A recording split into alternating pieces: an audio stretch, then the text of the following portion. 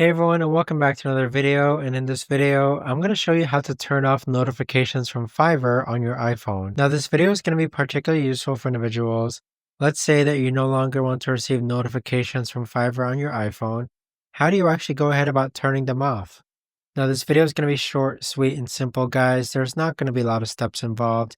But in order to do this, what you're first going to do is open up the Settings app. Next, you want to scroll down to where it says Notifications. Next, you want to scroll all the way down until you can find the Fiverr app.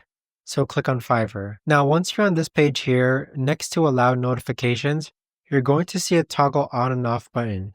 If you toggle this off, that is going to turn off your notifications from Fiverr.